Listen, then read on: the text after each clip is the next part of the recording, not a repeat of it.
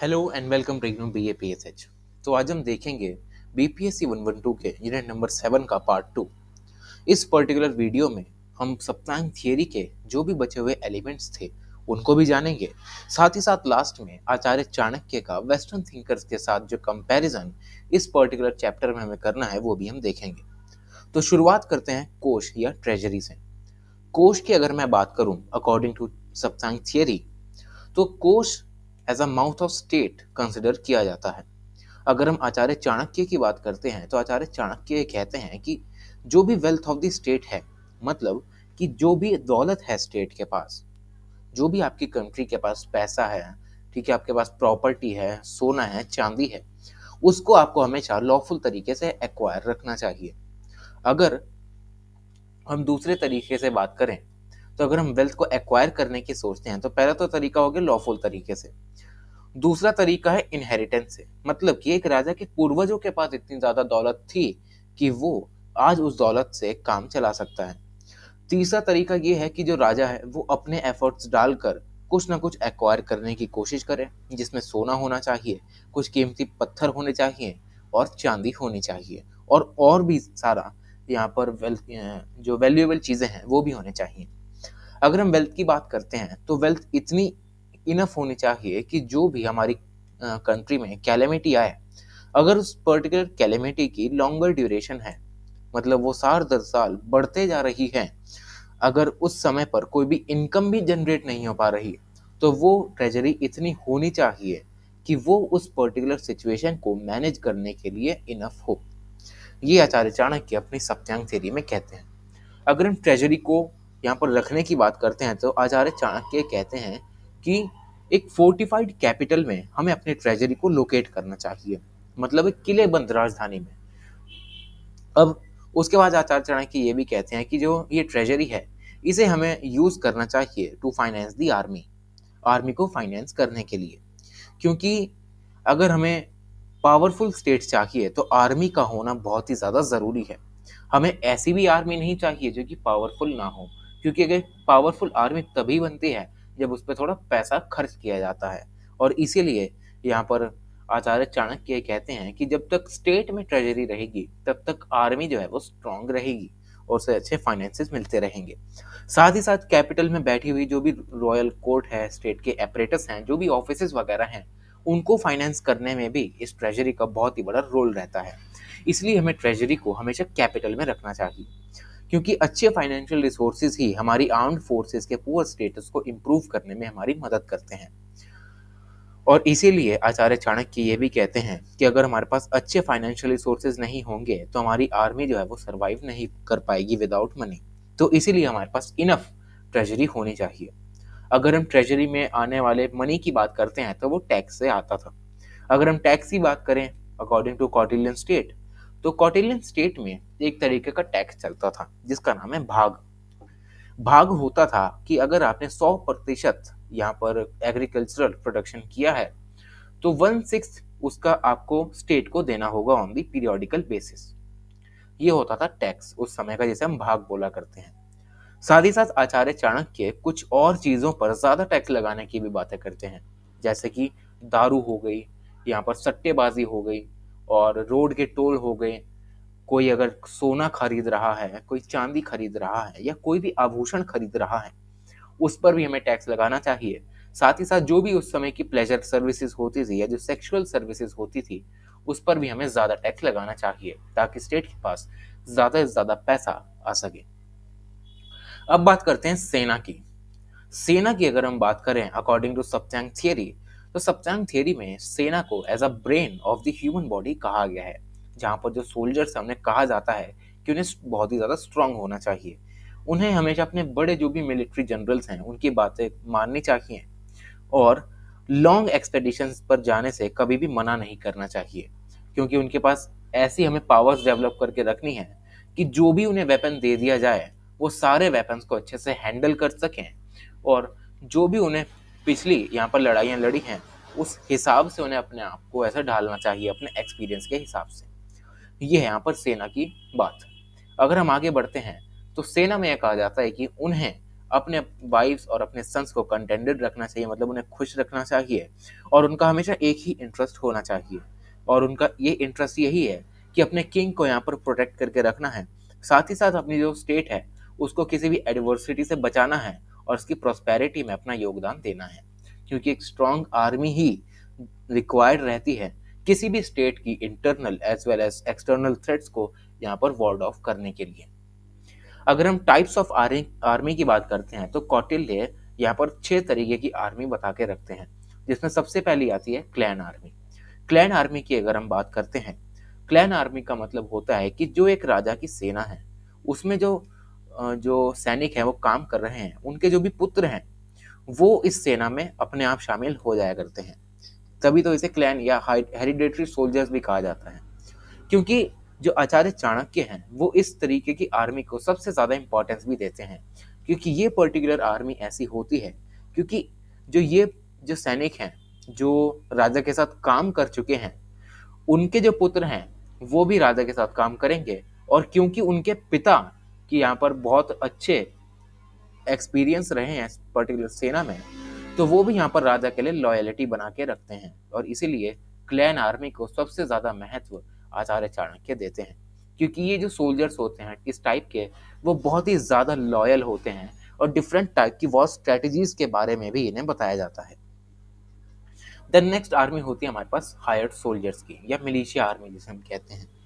तो ये particular type की आर्मी कुछ इस तरीके से काम करती है कि समझ लीजिए ये आपकी एक स्टेट है, स्टेट के बीचों बीच आपकी एक कैपिटल है, ठीक है, जहाँ पर आपने किला बंद करके अपनी ट्रेजरी को भी रखा है, आपने स्टैंडिंग आर्मी भी मेंटेन करके रखी हुई है। लेकिन सिर्फ कैपिटल में आर्मी का होना ये जरूरी नहीं है कि आपकी स्टेट जो है वो प्रोटेक्टेड रहेगी। इसके लिए आपको कुछ और तरीके की भी जो छोटी मोटी आर्मीज हैं वो मेंटेन करके रखनी पड़ती हैं, और उस समय के राजा ये चीज जानते थे, और वो हमेशा अपने बॉर्डर एरियाज पे, जैसे कि ये जो बॉर्डर एरियाज हो चुके हैं, वो उन बॉर्डर एरियाज पे कुछ सोल्जर्स को हायर करके रखते थे। हायर करने का मतलब ये है कि यहाँ पर इन बॉर्डर एरियाज में रहने वाले जो लोग हुआ करते थे, राजा उन्हें हायर करता था और उन्हें कहता था कि जो भी कोई इन्फिल्ट्रेशन करने की कोशिश करे या कोई भी हमें बॉर्डर एरिया से घेरने की कोशिश करे, ये पर्टिकुलर टाइप के सोल्जर्स उनकी हेल्प कर सकें to ward off the soldiers या एनिमीज। तो ये बात हुई यहाँ पर हायर्ड सोल्जर्स की। अगर हम नेक्स्ट टाइप की आर्मी की बात करते हैं तो यहाँ पर कॉरपोरेशंस द्वारा आर्मी भी बनाई जाती है, कि फॉर एग्जांपल स्टेट में काम करने वाली जो भी कॉरपोरेशंस हैं, कि फॉर एग्जांपल कोई आर्मी से रिलेटेड कोई इक्विपमेंट्स बना रहा है उसकी कॉरपोरेशन हो गई, कोई फाइनेंस से रिलेटेड कॉरपोरेशन हो गई, उनकी भी आर्मीज यहाँ पर कॉन्स्टिट्यूट करके रखी जाती हैं। देन उसके बाद फ्रेंडली कंट्रीज से जो भी असिस्टेंट मिलता है, ठीक है, जो भी फ्रेंडली कंट्रीज अपनी तरफ से एक आर्मी रेज करके भेजती हैं, वो भी एक तरीके से राजा के लिए काम करती हैं। उसके बाद अगर हम नेक्स्ट टाइप की आर्मी की बात करते हैं, वो होता है soldiers caught during the war. इस टाइप की आर्मी का मतलब ये है कि जब कोई दो राजा लड़ते हैं और जिनमें से एक राजा हार जाता है, तो सामने वाला राजा उन सभी हारे हुए सैनिकों को यहाँ पर बंदी बना लेता है और अपनी सेना में शामिल कर लेता है और अपनी ओर से उन्हें लड़वाता है आगे जाके। तो ये हो गई यहाँ पर प्रिजन ऑफ वॉर वाली जो है आर्मी। एंड लास्ट तरीके की आर्मी है ट्राइबल पीपल की आर्मी। ट्राइबल पीपल की आगे आर्मी का मतलब ये है कि ये लोग जंगलों में रहा करते थे, ठीक है। अब जंगलों में रहा करते थे तो ऑब्वियस सी बात है कि जंगलों में राजा की सिक्योरिटी तो पहुंचेगी नहीं, ठीक है। उनको अपनी आर्मी का भी ख्याल रखना है, साथ ही साथ उनके जो भी एक्सपेंसेस हैं उसका भी ख्याल रखना है। तो इन सभी से बचने के लिए उस समय के राजा यहाँ पर ट्राइबल लोगों की भी एक आर्मी बना के रखते थे, कि जंगलों में जो भी रहने वाले लोग हैं, क्योंकि उन्हें इतनी अच्छी नॉलेज होती है जंगलों की कि कहाँ से क्या आ सकता है, यहाँ झरना है, वहाँ नदी है, तो इन सभी की नॉलेज की वजह से यहाँ पर जो राजा है इन्हीं को ही एज एन आर्मी के तौर पर यूज करता है अगर कोई जंगलों के रास्ते से यहाँ पर स्टेट में इनफिल्ट्रेट करने की कोशिश करता है। तो ये बात हो गई यहाँ पर 6 तरीके की आर्मीज की। अगर हम आगे जाके कोर्सिव पावर ऑफ स्टेट की बात करते हैं तो सप्तांग थियरी में हमें 3 तरीके की कोर्सिव पावर ऑफ स्टेट के बारे में बताया गया है, जिसमें सबसे पहले बात होती है यहाँ पर सेना की, सेना जिसकी हम बात कर चुके हैं। उसके बाद आती है सीक्रेट सर्विस और फिर आती है पुलिस। तो अगर हम इनमें से भी सबसे इंपॉर्टेंट किसी पर्सनैलिटी को निकालते हैं तो कमांडर इन चीफ या सेनापति नाम की जो इंडिविजुअल है वो सबसे पहले हमारे सामने आता है। ये जो सेनापति होता है ये किंग के इनर मोस्ट सर्कल में रहकर सारे ऑपरेशंस को अंजाम देता है।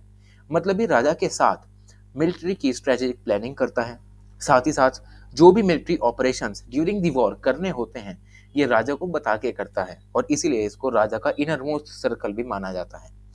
अर्थशास्त्र में हमें कहा जाता है कि स्टेट के पास एक state owned well developed defence industry भी होनी चाहिए, जहां पर जो स्टेट रन मैन्युफैक्चरर्स हैं, मतलब ये कि सरकार के द्वारा दिए गए जो भी मैन्युफैक्चरर्स हैं वो यहाँ पर अपनी सेना के लिए यहाँ पर रिक्वायर्ड नंबर ऑफ इक्विपमेंट्स को प्रोड्यूस करें। जैसे कि यहाँ पर रथ हो चुके हैं, सीज मशीन्स हो गई हैं, टेंट हो गए हैं रहने के लिए, और साथ ही साथ जो ट्रॉलीज सेना में काम आती हैं वो। देन उसके बाद जो आचार्य चाणक्य हैं यहाँ पर हमें नेवल वॉरफेयर के बारे में नहीं बताए जाते हैं।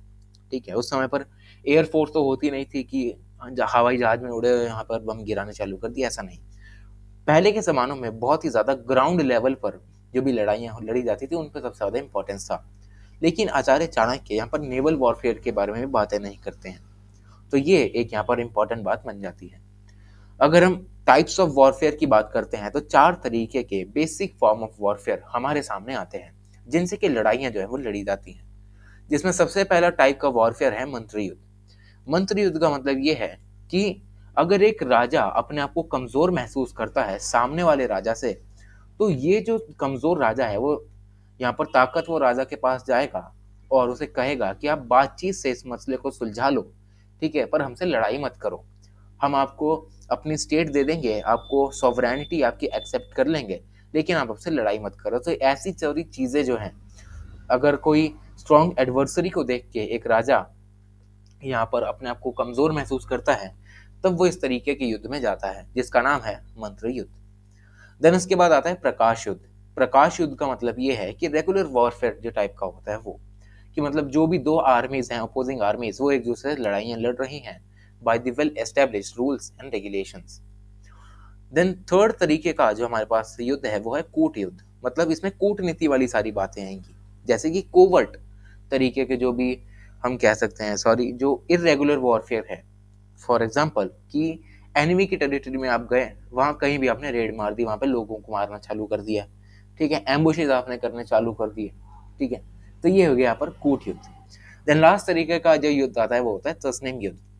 तस्नीम युद्ध का मतलब ये है कि कोवर्ट ऑपरेशंस आपकी सेना करती है, जैसे कि सैबोटाज और टारगेट किलिंग्स, कि मतलब उसने कुछ पर्टिकुलर टाइप के लोगों को अपना टारगेट बनाया है और उन्हीं टाइप के लोगों को आपकी सेना जो है वो मार रही है, ठीक है। और जनरली ये जो टारगेटेड किलिंग्स होती थी वो सेना के टॉप लीडरशिप को मारने के लिए की जाती थी, क्योंकि अगर टॉप लीडरशिप को ही आपने यहाँ पर एलिमिनेट कर दिया तो आपका जीतना जो है वो बहुत ही ज्यादा आसान हो जाता है।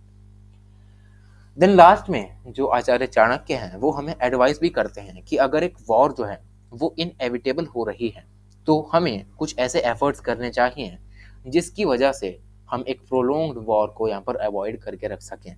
क्योंकि अगर हमने प्रोलोंग्ड तरीके से वॉर की तो हमारे इकोनॉमिक जो भी वेल्थ है वो यहाँ पर ड्रेन होती चली जाएगी, सेना भी कम पड़ेगी, और इतने में कोई दूसरा राजा आप पे आकर अटैक कर देगा और आपको हरा के भगा देगा। तो ये एडवाइस यहाँ पर आचार्य चाणक्य देते हैं। और दूसरी एडवाइस ये है कि अगर किसी केस में ऐसा हो कि एक राजा ओवरवेलमिंग तरीके से किसी एक वीक ओपोनेंट पर भारी पड़ना चालू हो जाए तो वो आचार्य चाणक्य कहते हैं कि उस राजा को यहाँ पर तस्नीम युद्ध का सहारा लेना चाहिए, जहाँ पर वो अपनी जो भी फैकल्टीज हैं जैसे कि इंटेलिजेंस हो गए, फोरसाइट हो गए, या अपनी साइकोलॉजिकल स्किल्स के जरिए वो दूसरे राजा को और कमजोर बनाने की कोशिश करे और उसको अंदर ही अंदर खत्म करके उसका राज्य जो है वो अपने में मिला ले। और लास्ट में आचार्य चाणक्य ये भी कहते हैं कि हमें इलेबोरेट टाइप का जो स्पाई सिस्टम है अपनी किंगडम के लिए वो भी बना के रखना चाहिए। तो ये बात होती है यहाँ पर दंड की। अगर हम बात करें मित्र या फ्रेंड की, तो मित्र को in the Saptanga theory years of the state कहा गया है। आचार्य चाणक्य ये कहते हैं कि एक आइडियल अलाय वही है जो कि हमारे राज परिवार का जो फ्रेंड है वो बहुत ही पुराने समय से हो। मतलब कि एक बहुत ही पुराने समय से कोई दो स्टेट के बीच में दोस्ती बनी हुई है तो वो एक अच्छा फ्रेंड यहाँ पर माना जाता है, जो कि लंबे समय से आपका साथ दे, आपका कॉन्स्टेंटली यहाँ पर सहायता करता रहे। जब भी आपको कभी किसी सपोर्ट की ज़रूरत हो तो वो आपको सपोर्ट भी प्रोवाइड कर दे और एक कॉमन इंटरेस्ट वो शेयर करता हो। साथ ही साथ वो अपनी आर्मी को भी आपकी स्टेट में यहाँ पर अच्छे से मोबिलाइज करने में सक्षम हो। ये बात करते हैं Acharya Chanakya as an ideal ally की। आचार्य चाणक्य ये कहते हैं कि किंग को हमेशा यहाँ पर पहले 6 एलिमेंट्स को स्ट्रेंथ करने की जरूरत होती है, ठीक है। लेकिन अगर हम मॉडर्न इंटरनेशनल रिलेशंस के लेक्सिकन में जाएं तो हमें ये पता लगता है कि जो इंटरनल बैलेंसिंग है, जहाँ पर जो स्टेट है वो इंटरनल रिसोर्सेज पर सबसे ज़्यादा स्ट्रेंथ पाने की कोशिश करती है, वो यहाँ पर सबसे ज़्यादा देखा जाता है। लेकिन अगर हम आचार्य चाणक्य की ओर से चलें तो मित्र को छोड़कर अगर स्टेट को पावरफुल बनना है तो उसे दंड देना आना चाहिए, साथ ही साथ उसके पास एक दुर्ग होना चाहिए, फोर्ट होना चाहिए, मंत्री होने चाहिए और जनपद होने चाहिए और एक राजा होना चाहिए। तो ये कहते हैं आचार्य चाणक्य। देन उसके बाद आचार्य चाणक्य ये भी कहते हैं कि अगर एक स्टेट के जो रिसोर्सेज हैं वो अंडर डेवलप्ड हैं as compare to the other states, कि मतलब आपकी जो पर्टिकुलर स्टेट है ए, आपके स्टेट के रिसोर्सेज जो हैं as compare to be state बहुत ही ज़्यादा कमज़ोर हैं। मतलब आपके पास खनिज भी नहीं है, आपके पास इतने जंगल भी नहीं है कि जितने हैं आप हाथी उससे ले सकें अगर आप उसे वॉर में यूज़ करना चाहें तो। साथ ही साथ आपकी स्टेट में जो है वो इकोनॉमिक रिसोर्सेज की भी कमी है, आपकी स्टेट में सूखा ज़्यादा पड़ता है। तो इससे ओवरऑल जो आपकी जो स्टेट है वो यहाँ पर कमज़ोर बननी चालू हो जाती है। और कौटिल्य ये कहते हैं कि जो स्टेट यहाँ पर एक्सटर्नल अलायंसेस का सहारा लेते हैं वो यहाँ पर इसको थोड़ी मदद कर सकते हैं ताकि वो इंटरनली यहाँ पर डेवलप कर सके। और लेकिन उसके बाद ही आचार्य चाणक्य ये भी कहते हैं कि जैसे ही आपकी इंटरनल सारी चीज़ें जो हैं वो डेवलप हो जाएं, उसी समय पर आपको जो ये आपने अलायंस बनाया था किसी बाहर वाली स्टेट के साथ, उसे आपको टर्मिनेट कर देना चाहिए, क्योंकि अब आप उस पोजीशन पर पहुंच गए हैं कि जहां आप वीक नहीं हैं as compare to the other states. क्योंकि ऐसे अलायंसेस यहाँ पर इंटरनल डेवलपमेंट तो कर देते हैं, लेकिन साथ ही साथ वो कुछ ऐसा भी करते हैं कि आपकी स्टेट को वहाँ पर कंट्रोल भी करना चालू कर देते हैं। तो इन कौटिल्य स्कीम ऑफ थिंग्स यहाँ पर वो ये कहते हैं कि हमें हमेशा अलायंस तो बना के रखना चाहिए अगर हम कमज़ोर हैं तो, लेकिन अगर हम उस पोजीशन पे पहुंच गए जहां हम कमज़ोर अपने आप को महसूस नहीं कर रहे, तुरंत उस अलाय से अपना रिश्ता तोड़ दो और आगे बढ़ो। तो ये बात होती है यहाँ पर मित्र या अलाय की। अब बात करते हैं आचार्य चाणक्य के कुछ वेस्टर्न फिलोसॉफिकल थिंकर्स के साथ कुछ कंपैरिजंस की। तो अगर हम पहले कंपैरिजन की बात करें तो पहले पार्ट में हमें कौटिल्य और प्लेटो के बारे में कुछ कंपैरिजन करके बताया गया है। तो अगर हम दोनों ही थिंकर्स को देखते हैं, वो यहाँ पर ये कहते हैं कि जो भी राजा है या जिसे रूल करना है स्टेट के ऊपर, उसे हमेशा लर्नड या एलाइट्स में से आना चाहिए। मतलब जो अमीर है या जो पढ़ा लिखा है, इन्हीं दो कैटेगरी के लोगों में से किसी को राजा बनना चाहिए। लेकिन ये जो आइडिया है वो पूरी तरीके से डेमोक्रेटिक आइडिया नहीं लगता, क्योंकि आज के टाइम पर अगर हम देखें तो इंडिया की डेमोक्रेसी ऐसी है कि छोटे से छोटे तबके का इंसान भी इस देश का या तो राष्ट्रपति भी बन सकता है और प्रधानमंत्री भी बन सकता है। फॉर एग्जाम्पल अगर हम प्रेजेंट प्रधानमंत्री की बात करें, जो हमारे नरेंद्र मोदी जी हैं, वो पहले चाय बेचा करते थे। तो अगर हम दोनों थिंकर्स के पर्सपेक्टिव से देखें तो ये कभी प्रधानमंत्री नहीं बन सकते थे। लेकिन मॉडर्न टाइम की डेमोक्रेसी ऐसी है जहाँ पर कोई भी इंसान यहाँ पर जो है वो देश का नेतृत्व कर सकता है, भले ही वो कितना गरीब क्यों ना हो या भले ही वो कितना अमीर क्यों ना हो। सेकेंड पॉइंट हमें यह बताया गया है कि जो प्लेटो हैं वो यहाँ पर स्लेवरी को फेवर करते हैं, वहीं अर्थशास्त्र में आचार्य चाणक्य कास्ट सिस्टम को मेंटेन करने की बातें करते हैं, जहां पर जो कास्ट सिस्टम है उसमें जो यहाँ पर धर्म या हम कह सकते हैं कि वर्ण के हिसाब से वर्ण धर्म जो है उन्हें मेंटेन करने की जरूरत है। जहाँ पर जो शूद्र हैं वो हमेशा ऊपर के 3 वर्णों की सेवा करेंगे, वैश्य जो है वो खेती बाड़ी करेंगे, ट्रेडिंग करेंगे, क्षत्रिय जो है वो यहाँ पर स्टेट क्राफ्ट में ध्यान देंगे, और साथ ही साथ जो ब्राह्मण है वो वेदों की स्टडी करेंगे और स्पिरिचुअलिटी की तरफ जाएंगे। ये सारी बातें यहाँ पर दोनों करते हैं। देन उसके बाद यहाँ पर बात करते हैं कॉमन मैन के बारे में। तो अगर हम बात करते हैं प्लेटो के व्यूज और आचार्य चाणक्य के व्यूज को कॉमन मैन के लिए, तो वो कुछ सिमिलर तरीके का यहाँ पर शेयर करते हैं अपना कंटेंट। प्लेटो ये कहते हैं कि कॉमन मैन जो है वो एक बंडल ऑफ एपेटाइट्स है। बंडल ऑफ एपेटाइट्स का मतलब ये है कि वो सिर्फ अपनी डिजायर से चलता है, जो उसका मन करता है वो करता है, ठीक है, भले ही वो लॉफुल है अनलॉफुल हो। उसके पास कोई रीजन नहीं होता, ना ही उसके पास इतना इंटेलेक्ट होता है कि वो साइंटिफिक टेम्परामेंट से कोई भी काम कर सके। वहीं अगर हम आचार्य चाणक्य की बात करते हैं, आचार्य चाणक्य एक आम इंसान को एक इनकंसिस्टेंट और एक अनस्टडी यहाँ पर इंसान मानने की कोशिश करते हैं। जहाँ पर आचार्य चाणक्य कहते हैं कि जो कॉमन मैन होता है वो हमेशा इधर उधर भटकने की कोशिश करता है, जहाँ उसकी डिजायर्स जाती हैं वो वहां पर जाता है। और इसीलिए ना ना तो वो कभी यहाँ पर सक्सेसफुल बन जाता है और ना ही वो कभी यहाँ पर अच्छा इंसान बन पाता है, due to the unsteady nature of the desires. उसके बाद आचार्य चाणक्य यहाँ पर ये भी कहते हैं कि आचार्य चाणक्य वो देखें तो यहाँ पर कॉन्क्वेस्ट ऑफ सेंसेस की भी बात की जाती है, मतलब अपनी इंद्रियों को काबू करने की बात करते हैं। वहीं अगर हम प्लेटोस के कॉन्सेप्ट को देखें तो प्लेटो ये कहते हैं कि यहाँ पर हमें सेल्फ को यहाँ पर कॉन्कर करके रखना चाहिए, और द इनर एनिमी जो है। सिंपल सा मतलब इन दोनों ही स्कॉलर्स का ये है कि जो हमारी इंद्रियां हैं हमें उन्हें अपने कंट्रोल में रखना चाहिए। जो भी हमारा अंदर का एनिमी है हमें उसे अपने पर उसे कभी भी हावी नहीं होने देना चाहिए। हम हमेशा अपने आप को इतना हमें डेवलप करके रखना चाहिए कि जो भी अगर कोई पर्टिकुलर चीज़ इन सभी सेंसेस को डिसरप्ट करने की कोशिश करे तो हम इतने कैपेबल हों कि हम उस चीज़ से कोई भी हमें फ़र्क ना पड़े और हम आगे जाकर बढ़ते रहें।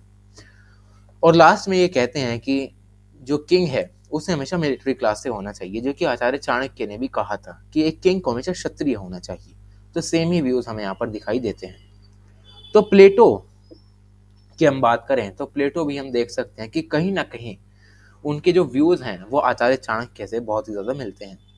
अगर हम कौटिल्य और एरिस्टोटल की बात करते हैं तो दोनों ही जो गुरु हैं वो गुरु रहे हैं बहुत ही बड़े सक्सेसफुल किंग्स के। अगर हम आचार्य चाणक्य की बात करते हैं तो आचार्य चाणक्य चंद्रगुप्त मौर्य के गुरु रहे। वहीं जो एरिस्टोटल हैं वो अलेक्जेंडर के गुरु रहे हैं। दोनों यहाँ पर organic state of theory of state के बारे में बात करते हैं, जहाँ पर स्टेट को एज अ ह्यूमन बॉडी देखा जाता है, जहाँ पर उसके जो हाथ हैं वो आर्मी होती है, कान उसके मित्र होते हैं, हेड उसका किंग होता है, आंखें उसकी जो होती हैं वो उसके मिनिस्टर्स वगैरह होते हैं। तो ऐसी सारी चीज़ें ये दोनों यहाँ पर बिलीव करते हैं, और ये दोनों ही रिपब्लिकन स्टेट के लिए कुछ सिमिलर व्यूज देते हैं। एरिस्टोटल यहाँ पर ये कहते हैं कि हमारी जो प्रजा है उसे हमेशा थॉटफुलनेस के साथ अपना काम करना चाहिए, उसको गुड कंडक्ट में रहना चाहिए, साथ ही साथ हमें वेल ट्रेन्ड सिटीजन्स होने चाहिए ताकि जो हमारी स्टेट है वो डेवलप कर सके। साथ ही साथ वो ये भी कहते हैं कि हमें एक ऐसी क्लास को डेवलप करना चाहिए जिसमें सिर्फ वर्चुअस मैन ही हो या कुछ फिलोसोफर्स हों जो कि अपनी सुप्रीमेसी को पूरी सोसाइटी में असर्ट कर सकें, ठीक है, और वो अपना डोमिनेंस बना के रख सकें। तो ये कहना है एरिस्टोटल का। अगर हम कौटिल्य की बात करते हैं तो कौटिल्य ये कहते हैं कि जो इम्पोर्टेंस है किंग की वो बहुत ही ज़्यादा ज़रूरी है। मतलब दोनों ही चीज़ें अगर हम देखें एरिस्टोटल और आचार्य चाणक्य में तो सबसे ज़्यादा वो यहाँ पर किंग पर फोकस करते हैं, जहाँ पर आचार्य चाणक्य कहते हैं कि जो किंग है उसे सबसे बड़ा रोल निभाना चाहिए in maintaining the solidarity of the state. वो यहाँ पर इम्पोर्टेंस ऑफ इंडिविजुअल को भी यहाँ पर हाईलाइट करते हैं, जैसे कि एक इंडिविजुअल जो ह्यूमन बीइंग है उसको भी कुछ अपने प्रयास करने चाहिए, कुछ ऐसे एंडेवियर्स करने चाहिए ताकि जो भी वो अपनी लाइफ में सिक्योर करना चाहता है वो उस राजा के अंदर वो इसको अचीव करके रख सके। तो कौटिल्य और एरिस्टोटल जो है वो यहाँ पर इकोनॉमिक्स और सोशियोलॉजी ऑफ स्लेवरी की बातें करते हैं, और दोनों ही लोग इंस्टीट्यूशन ऑफ स्लेवरी को सपोर्ट भी करते हैं। लेकिन Acharya Chanakya at the same time वो ये भी कहते हैं कि जो बंदा स्लेवरी को प्रैक्टिस करता है उसे यहाँ पर पनिशमेंट भी देनी चाहिए, और इसी वजह से जो आचार्य चाणक्य हैं हम इन्हें थोड़ा लिबरल देख सकते हैं एज कम्पेयर टू एरिस्टोटल। अब हम बात करते हैं इस पर्टिकुलर टॉपिक के सबसे इम्पोर्टेंट टॉपिक की, जिसका नाम है कौटिल्य एंड मैकियावेली।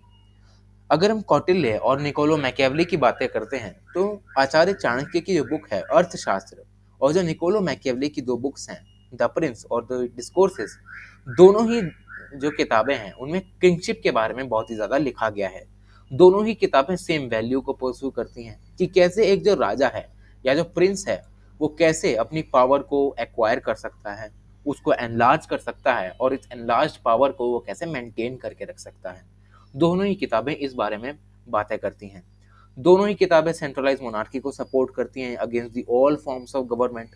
आयरनिकली अगर हम देखें तो due to the white man's interpretation, यहाँ हमें इस पर्टिकुलर टॉपिक में बताने की कोशिश की गई है कि आचार्य चाणक्य को इंडिया का मैकियावेली भी कहा जाता है। लेकिन ये फैक्ट है कि जो निकोलो मैकियावेली 14th सेंचुरी में थे, उनसे तकरीबन 1800 से 2000 साल पहले जो आचार्य चाणक्य थे वो इन सभी जो चीज़ें हैं उन पे बात करके जा चुके हैं।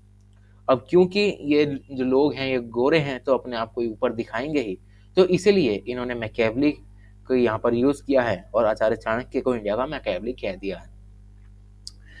देन उसके बाद अगर हम कंपैरिजन करें मैकियावेली का आचार्य चाणक्य के साथ, तो आचार्य चाणक्य का जो कंसेप्शन बनता है स्टेट की पावर का, वो हम देखते हैं कि निकोलो मैकियावेली से थोड़ा ज़्यादा सिस्टमेटिक और थोड़ा कॉम्प्रिहेंसिव है। क्योंकि जो मैकियावेली हैं, काम तो उन्होंने भी अच्छा किया है, पर उन्हें सिर्फ बेसिक अंडरस्टैंडिंग ही थी यहाँ पर स्टेट की पावर की या उसे कैसे मेजर करना है, उनको बस बेसिक अंडरस्टैंडिंग थी। अगर हम आचार्य चाणक्य की बात करें तो उन्होंने तो पूरे एक सप्तांग थियरी एलैबोरेटली हमारे सामने देके रखी हुई है। लेकिन अगर हम निकोलो मैकियावेली की बात करते हैं तो कोई भी ऐसी थियरी हमें आती हुई नजर नहीं आती।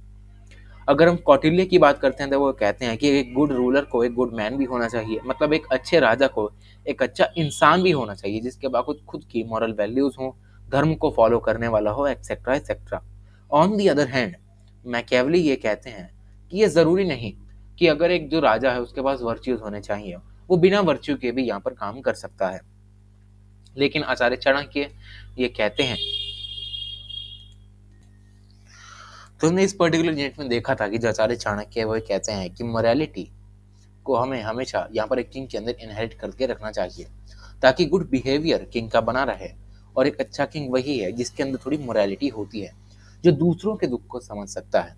अगर हम कौटिल्य की बात करते हैं, वो पॉलिटिक्स और मोरालिटी को यहाँ पर सेपरेट करने की बातें करते हैं।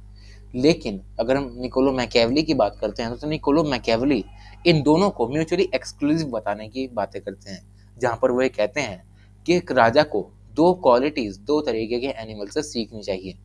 पहला, वो शेर की तरह एक बहादुर होना चाहिए और एक लोमड़ी की तरह उसे चालाक बनना चाहिए। देन उसके बाद जो आचार्य चाणक्य हैं अपनी किताब राजनीति शास्त्र में वो ये कहते हैं कि एक राजा जो है वो 20 अलग जानवरों से 20 अलग अलग तरीके की कुछ क्वालिटी सीख सकता है। कि फॉर एग्जाम्पल अगर एक राजा जो है वो अगर शेर को देखता है तो वो शेर से सीख सकता है कि कैसे वेल प्रिपेयर्ड तरीके से हमें किसी भी टास्क को, भले ही वो कितना बड़ा हो या कितना ही छोटा हो, उसे कैसे परफेक्शन के साथ निभा सकते हैं। और एक मुर्गे से बात करें तो एक राजा को मुर्गे से सीखना चाहिए कि कैसे उसे हमेशा फाइटिंग में रहना चाहिए, मतलब उसे लड़ाई के लिए एकदम तैयार रहना चाहिए। उसकी रिस्पॉन्सिबिलिटीज अमंग द एलाइज उनका डिवीजन होना चाहिए, साथ ही साथ उसे हमेशा टाइम पर उठना चाहिए। तो ऐसी सारी चीज़ें हैं जो कि आप पढ़ सकते हैं और जो कि बहुत ज़्यादा सेल्फ एक्सप्लेनेटरी हैं। अगर हम इसके असेसमेंट की बात करते हैं तो असेसमेंट में हमें यह बताया गया है कि अर्थशास्त्र एक ऐसा, हम कह सकते हैं कि एक ऐसी किताब है जहाँ पर पॉलिटिकल, मिलिट्री, सोशो इकोनॉमिक और कल्चरल लाइफ के बारे में हमें बताया गया है और बहुत ही ज़्यादा कंस्ट्रक्टिव एलिमेंट्स ऑफ स्टेट के बारे में भी हमें बताया गया है। लेकिन जो आचार्य चाणक्य की किताब है अर्थशास्त्र, उसके बहुत ही ज़्यादा यहाँ पर क्रिटिक्स भी निकल के आते हैं, जैसे कि बाणभट्ट अपने वर्क कादम्बरी में यहाँ पर अर्थशास्त्र को क्रिटिसाइज करके रखते हैं, क्योंकि ये कहते हैं कि बहुत ज़्यादा श्रूड और इमोरल है। ठीक है। वहीं अगर हम विजनेश्वरा की बात करें तो वो अपने वर्क मितक्षरा में कहते हैं कि एक किंग को हमेशा धर्मशास्त्र का फॉलो करना चाहिए, ना ही अर्थशास्त्र को फॉलो करना चाहिए। तो इससे हम ये देख सकते हैं कि कुछ जो चीज़ें हैं वो यहाँ पर अर्थशास्त्र की क्रिटिसाइज भी की जाती हैं, लेकिन आज के टाइम पर भी देखें तो कुछ चीज़ें अर्थशास्त्र में ऐसी हैं जो कि आज के टाइम के कंटेम्प्रेरी इंडिया में भी रेजोनेट होती हुई दिखाई देती हैं। तो यही बात होती है इस पूरे यूनिट की। Thank you so much.